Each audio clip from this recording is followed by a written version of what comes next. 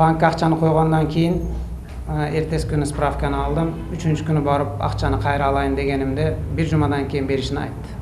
1 жумадан кийин кайра бардым.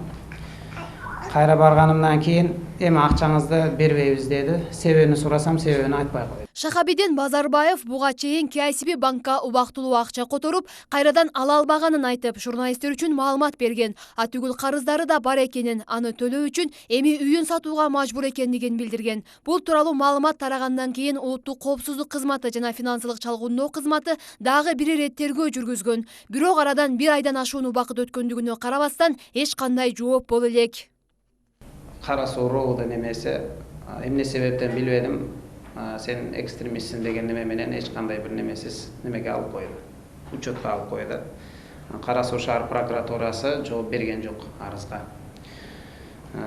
Бунун арасында 3 адвокатка жолуктум, что бул ишти тезирээк чечиш үчүн. Адвокаттарда бирөөсү процессим бар десе, бирөөсү мен бул ишти көрбөйм деген немелер менен адвокаттарда жүзө кирип атат. Аларга давление болуп атабы же өздөрүнүн жеке немелери билбейм.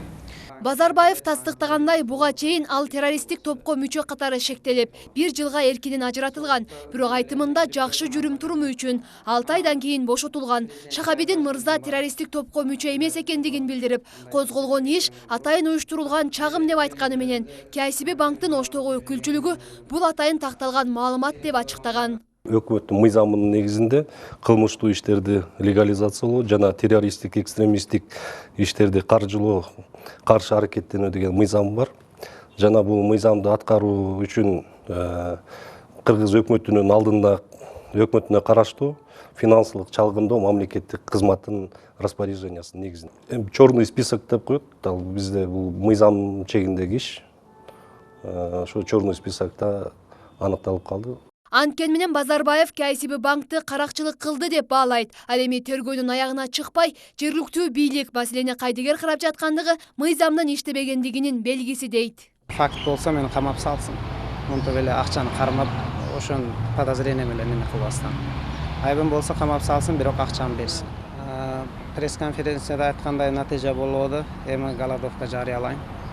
Голодовкада же жыгылып калам, же акчамы алам. Экөөдөн башка жол кабалы. Шахабидин Базарбаевдин маселеси боюнча Бишкек шаарындагы финансылык чалгындоо кызматына байланыштык. Бирок тиешелүү кызматтагылар жетекчиси ордунда жок экендигин жана бул тууралуу маалыматты тактап туруп берерин убадалашты. Бирок кыска аралыктын ичинде акча тууралуу бир тараптуу маалымат бере алышкан жок. Кенжеби Маматсадыкова, Кудайберди Дыйканов, Ош Бирим жаңылыктары.